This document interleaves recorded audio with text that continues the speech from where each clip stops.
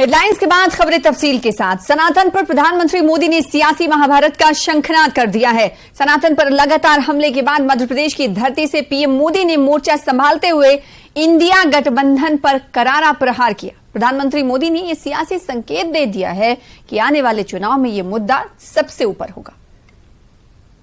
ये INDI alliance की नीति है, एक घमंडिया गठबंधन की नीति है, भारत की संस्कृति पर हमला करने की।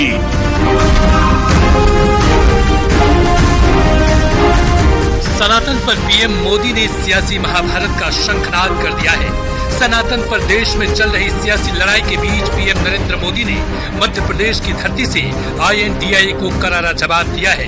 डीएमके और कांग्रेस नेताओं के सनातन विरोधी बोल पर अब तक मौन रहने वाले नरेंद्र मोदी पहली बार खुलकर बरसे।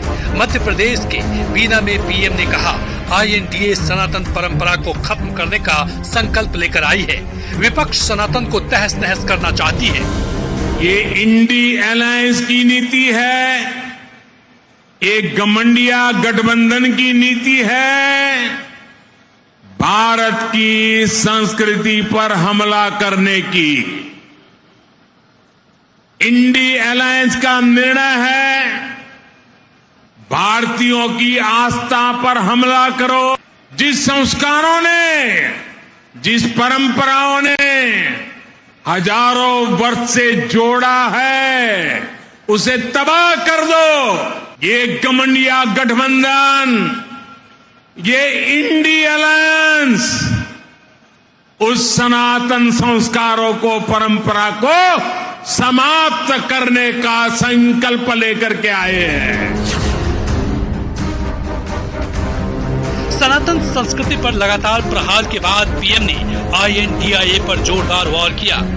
पीएम ने कहा कि सनातन ने लोगों को जोड़ने का काम किया है, लेकिन घमंडिया गठबंधन के लोग सनातन को खंड खंड करने की साजिश रच रहे हैं। जिस सनातन ने हजारों वर्षों से भारत को जोड़े रखा है, ये लोग मिलकर अब उस सनातन को खंड खंड करना चाहते हैं। पीएम मोदी ने INDIA गठबंधन से लोगों को आगाह किया। उन्होंने देश के लोगों को सतर्क करते हुए कहा कि आने वाले समय में ये हमले और तेज होंगे। ऐसे में हर सनातनी और देश प्रेमी को सतर्क रहने की जरूरत है। हर सनातनी को, इस देश को प्यार करने वाले को, इस देश की मिट्टी को प्यार करने वाले को, इस देश के कोटि कोटि जनों को प्यार करने वालों को, हर किसी को सतर्क रहने की जरूरत है। पीएम मोदी ने मध्य प्रदेश की धरती से चुनावी समर के बीच विपक्षी गठबंधन के खिलाफ नया दांव खेला है। विपक्ष को घमंडिया गठबंधन कहकर निशाना साधने वाले प्रधानमंत्री मोदी ने इस बार विपक्षी गठबंधन को INDIA अलायंस कहते हुए करारा हमला किया।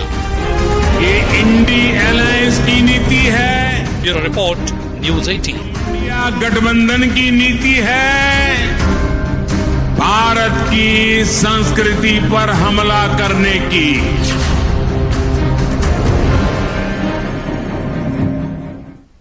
प्रधानमंत्री नरेंद्र मोदी ने गुरुवार को छत्तीसगढ़ के रायगढ़ जिले का दौरा करते हुए कांग्रेस के नेतृत्व वाली सरकार पर जमकर हमला बोला और भ्रष्टाचार के आरोप लगाए। पीएम मोदी ने कहा, कांग्रेस गरीब कल्याण में भले पीछे हो, लेकिन भ्रष्टाचार में छत्तीसगढ़ की कांग्रेस सरकार लगातार आगे बढ़ रही है। आप कल्पना करिए, उन्होंने कहा, आप कल्पना करिए अगर कोई गाय के गोबर में भी भ्रष्टाचार करे तो उसकी मानसिकता क्या होगी। प्रधानमंत्री मोदी ने आगे कहा, छत्तीसगढ़ में बीजेपी की सरकार न होने से यहाँ के वासियों का बहुत नुकसान हो रहा है। कांग्रेस ने छत्तीसगढ़ वासियों को मुफ्त में मिल रहे घर को भी नहीं मिलने दिया।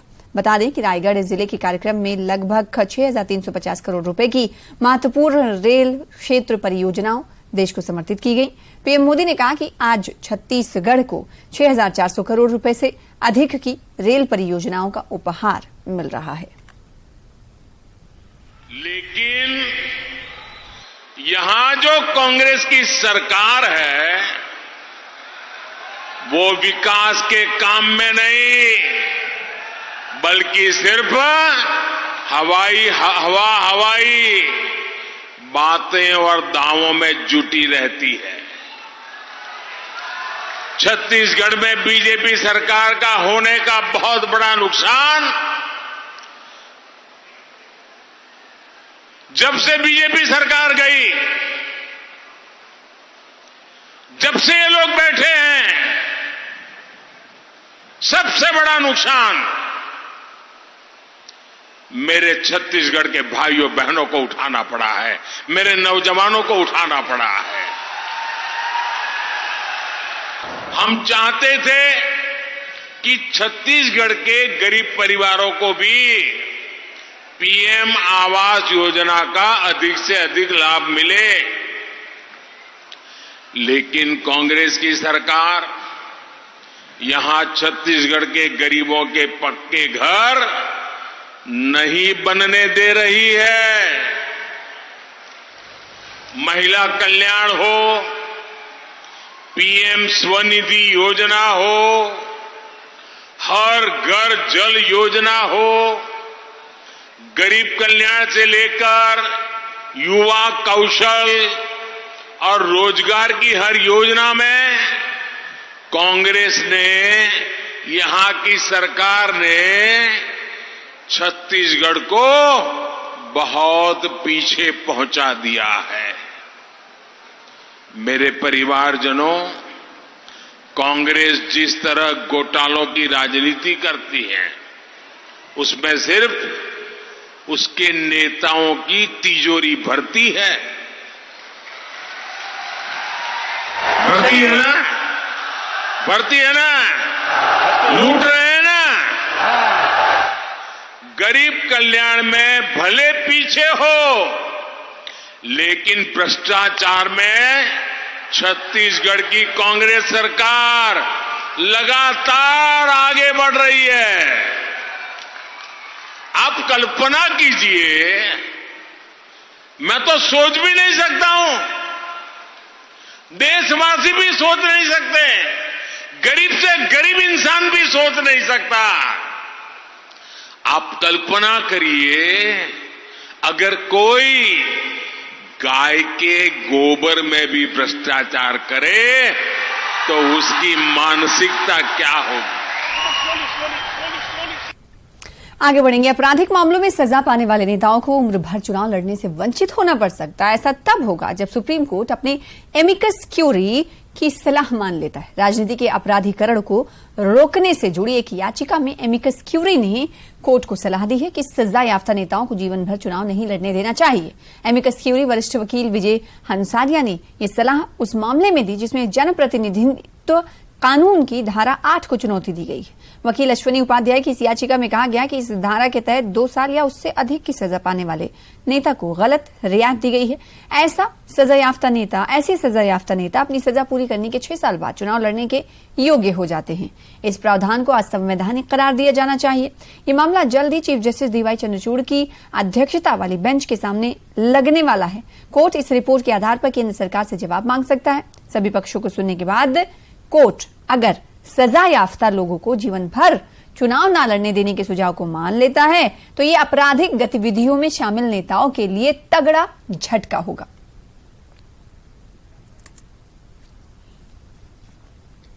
गेहूं की कीमतों में तेजी जारी है। विधानसभा चुनाव के ठीक पहले गेहूं की कीमतों में उछाल के बाद सरकार हरकत में आ गई है।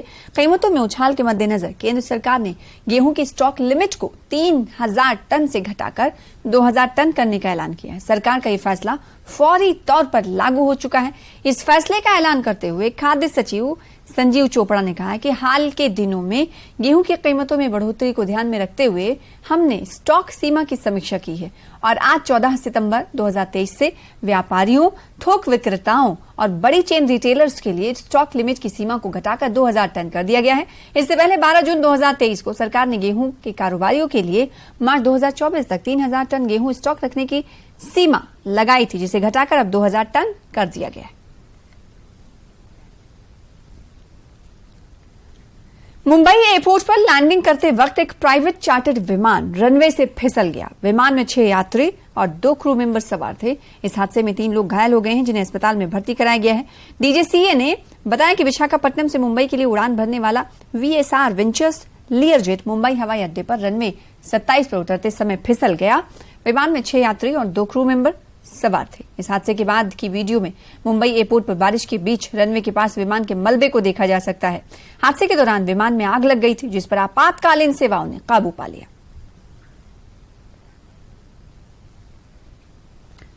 बिहार के मुजफ्फरपुर में बागमती नदी में भीषण नाव हादसा हुआ है। हादसे के बाद 17 लोगों को बचा लिया गया है, लेकिन 6 छात्राओं सहित 12 लोग अब भी लापता हैं। लापता लोगों को ढूंढने के लिए रेस्क्यू ऑपरेशन चलाया जा रहा है।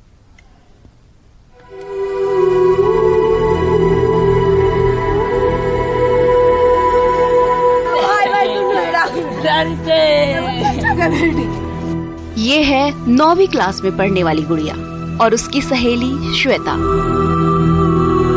ये दोनों अपनी 12-14 सहेलियों के साथ रोज की तरह स्कूल पढ़ने जा रही थी, लेकिन स्कूल पहुंचने से पहले ही नाव नदी में डूब गई।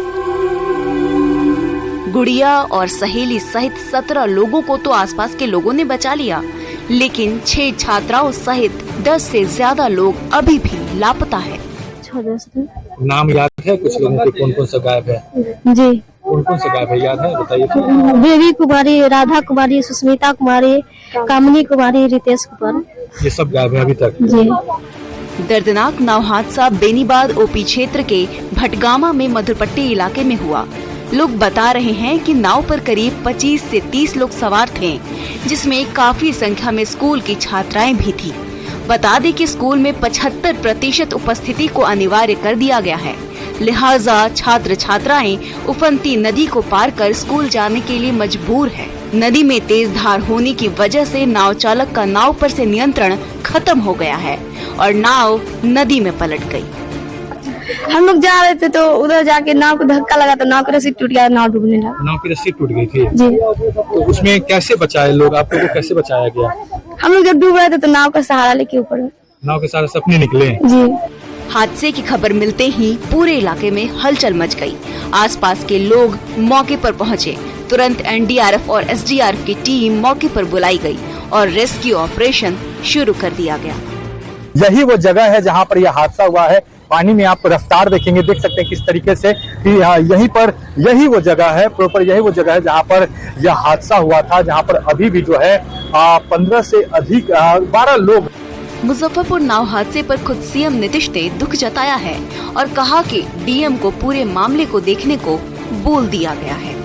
अभी कही दिया है डीएम को, देख रहे हैं। घटना घट गई है तो उसको देखेगा। और दूसरी बात है, जो भी इससे पीड़ित हुए हैं उनके परिवार को तो किया ही जाएगा मदद। सीएम के निर्देश के बाद पूरा प्रशासनिक अमला एक्शन मोड में है, लेकिन आपको बता दें कि किस जगह पर यह हादसा हुआ है। उसी भटगामा घाट पर 2002 में भी हादसा हुआ था, जिसमें 5 लोगों की मौत भी हुई थी। सवाल है कि पिछली घटना से लोगों ने सबक क्यों नहीं ली। न्यूज 18 के लिए मुजफ्फरपुर से प्रियांक सौरभ और रजनीश कुमार की रिपोर्ट। फिलहाल इसी के साथ रुकेंगे छोटे से ब्रेक के लिए। कुछ और खबरों के साथ जल्द लौटें।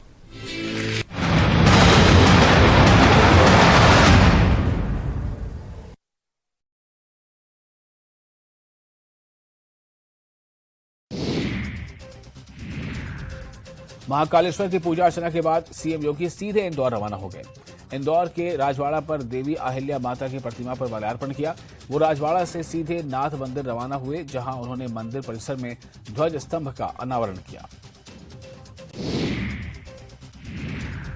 उज्जैन में महाकाल मंदिर के आसपास के इलाके में बने दुकानों में आए दिन मारपीट और झड़प। जब श्रद्धालुओं की भारी भीड़ के बीच 2 दुकानदारों में झगड़ा हो गया और देखते देखते रेस्टोरेंट संचालक ने तलवार निकाल ली, जिसके बाद श्रद्धालुओं में अफरा तफरी मच गई। रेस्टोरेंट संचालक ने चोरी कंगन की स्टोर पर खड़ी महिला को तलवार से हमला कर घायल कर दिया, जिसका जिला अस्पताल में इलाज चल रहा है। पुलिस ने दोनों पक्षों के खिलाफ मामला दर्ज कर लिया है। घटना का सीसीटीवी फुटेज सामने आया है। पुलिस का कहना है कि सीसीटीवी फुटेज के आधार पर आगे की कार्रवाई की जाएगी। ग्वालियर चंबल संभाग में हर्ष फायरिंग की घटनाएं थमने का नाम नहीं ले रही हैं। प्रशासन की ओर से आए दिन लोग जन्मदिन, शादी, पार्टी में हर्ष फायरिंग कर रहे हैं।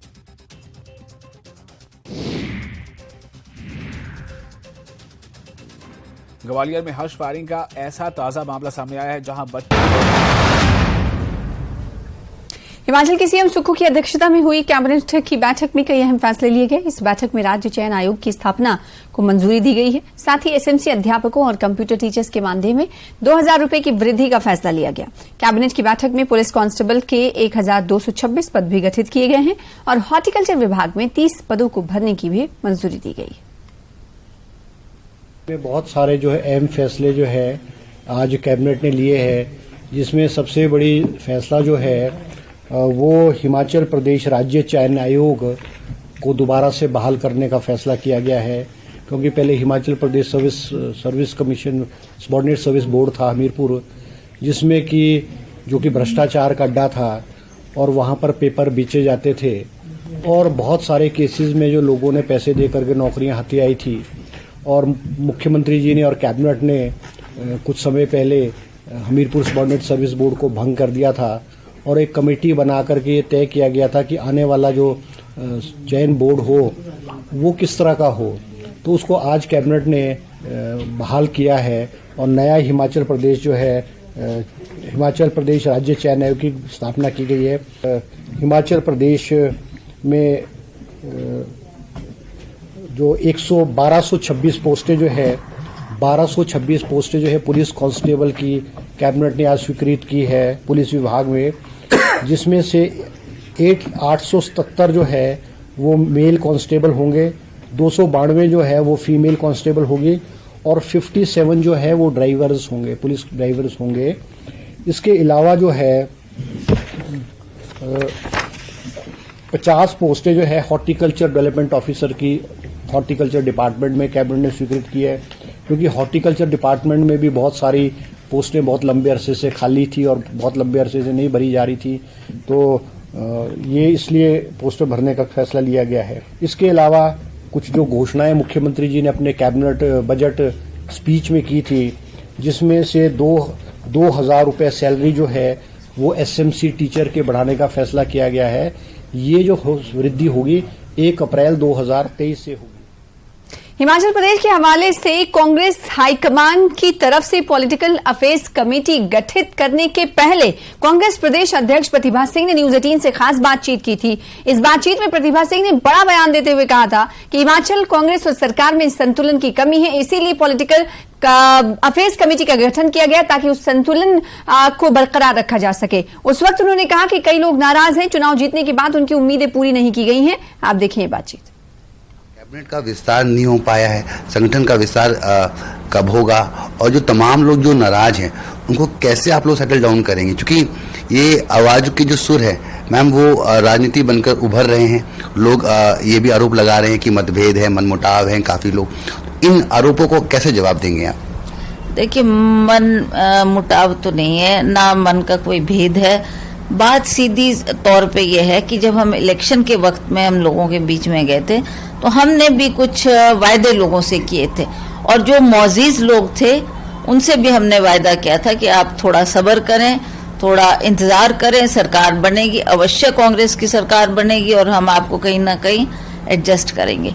तो आज सरकार को बने 9 महीने हो गए हैं और अभी तक हम उनके एडजस्टमेंट नहीं कर पाए, तो उनके मन में भी थोड़ा इस बात को लेकर रोष जैसा है और वो भी बार बार आग्रह कर रहे हैं कि हमारी भी एडजस्टमेंट करो ताकि हम पार्टी के लिए काम कर सके।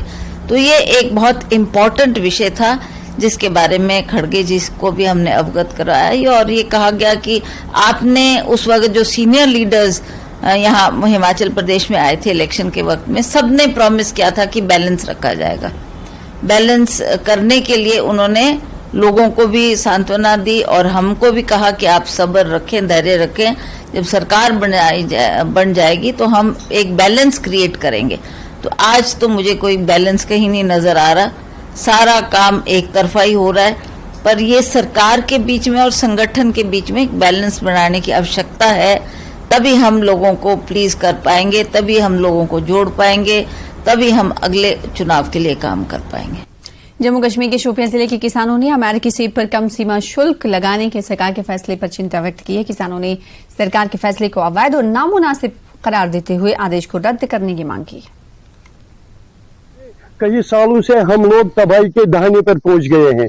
न जाने क्या वजह है कि कश्मीर के गवर्नर साहब के साथ साथ जो हमारी जो मरकजी सरकार है वो इस पे तवज्जो नहीं दे रही है। हम लोग ये बताने से कासिर हैं कि अब हम क्या करेंगे, ना हम मजदूरी कर सकते हैं ना हम और कोई काम कर सकते हैं। अब हमारे ख्याल से जो हमारे पेड़ हैं अब इसको हमें काटना पड़ेगा। हमने यही बार बार कहा था, हमें वाशिंगटन की तरफ देखना है कि अपने हिंदुस्तान की तरफ देखना है। हिंदुस्तान के लोगों को भी यही हम आपके माध्यम से यही बात बताना चाहते हैं कि आप भी मरकजी सरकार पे दबाव बनाए ताकि जो जम्मू कश्मीर के किसान हैं वो किस तरह खुशहाल रह सके। गोड़े परेशान वन अत मज बेहन रोत पे न्यूज आय कि अत अंदर हसा यी बेहन कमी कर अम सबान कि गवर्नमेंट छे शायद संजीद युस जन तुंद नारो कि यम हसा सन ग्रोवर फार्मर्स यहज आमदनी हसा करो दोगात तुलन तिम यह कत शायद अस फिक्रमंद करान कि शायद तिम तीत्या ज्यादा मुखलिस अंदर कहें कि यो जन फ्रूट इंडस्ट्रीज या फ्रूट ग्रोवर्स चाहे तिम हिमाचल चाहे जम्मू कश्मीर बाकी जन गोड़े पतमे वरी काफी मार तिमो खियोमुत तिमन बिचारन कहें ते आ पतमे वरी वारिया लो मार्केट रूद तो वन वमेद यूस कि यूस हसा क्रॉप थोड़ा पतमे वरी खोत कम पहन वमेद कि यूस हसा मिले असल मार्केट मगर आए दिन जन फैसले नीन अत जिमनस मजन तो तिम फ्रूट इंडस्ट्री खतर सठी परेशान दे। भारतीय मूल के थर्मन शनमुगरत्नम ने सिंगापुर के राष्ट्रपति के रूप में शपथ ली है। वो सिंगापुर के 9वें राष्ट्रपति बन गए हैं। गौरतलब है कि राष्ट्रपति हलीमा याकूब का कार्यकाल 13 सितंबर को समाप्त हो गया। ऐसे में माना जा रहा है कि थर्मन शनमुगरत्नम गुरुवार को बतौर राष्ट्रपति अपना कार्यकाल संभालेंगे। इससे पहले 66 साल के शनमुगरत्नम ने सिंगापुर राष्ट्रपति चुनाव में ऐतिहासिक जीत दर्ज की थी। उन्होंने चीन के कोक सॉन्ग और टैन किन लियान को बड़े अंतर से हराया था। कोक को 15.2% और टैन को 13.88% वोट मिले थे। वहीं शनमुगरत्नम को 70.4% यानी 17,46,427 वोट मिले थे। मालूम हो कि राष्ट्रपति के पद के लिए सिंगापुर में बीते 1 सितंबर को मतदान हुआ था। सोलन जिला मुख्यालय में सांसद सुरेश कश्यप की अध्यक्षता में दिशा की बैठक का आयोजन किया गया। इस बैठक में सभी सरकारी विभागों के अधिकारी एडीसी सोलन अजय यादव और डीसी मनमोहन शर्मा मुख्य रूप से उपस्थित रहे और यहां आपदा और उसके बाद चलाए जा रहे राहत कार्यों की समीक्षा की गई। मैं ये स्पष्ट रूप से कहना चाहता हूँ, हमें बड़ा दुख होता है जब प्रदेश के मुख्यमंत्री या प्रदेश के नेता ये कहते हैं कि केंद्र के द्वारा हमको कुछ नहीं मिला। अभी तक केंद्र के द्वारा करीब 1200-1250 करोड़ रुपए की राशि जो है एसडीआरएफ के तहत 822 करोड़ रुपए हिमाचल प्रदेश को दिया है, 400 करोड़ रुपए सीआरएफ के तहत हिमाचल प्रदेश को दिया है, 11,000 घर मिले हैं जिसमें 6,000 घर केवल आपदा के लिए मिले हैं और अभी PMGSY 3 में भी जो कि सड़कें जो ऑलरेडी एग्जिस्टिंग रोड्स हैं उसी के लिए 2643 करोड़ रुपए हिमाचल प्रदेश को मिला है। और मैं समझता हूं कि केंद्र की ओर से कोई भी कमी रखी गई नहीं है। केंद्र बार बार इस बात को कह रहा है कि आपको जितना भी पैसा चाहिए, जो पैसा आपको दिया है उसको आप खर्च कीजिए और उसके बाद आप तुरंत जितनी राशि की आपको आवश्यकता है उतनी राशि। फिलहाल इसी के साथ इस बुलेटिन में इतना ही। मुझे दीजिए इजाजत। देश और दुनिया की तमाम खबरों को देखने के लिए बनी रहिए हमारे साथ। नमस्कार।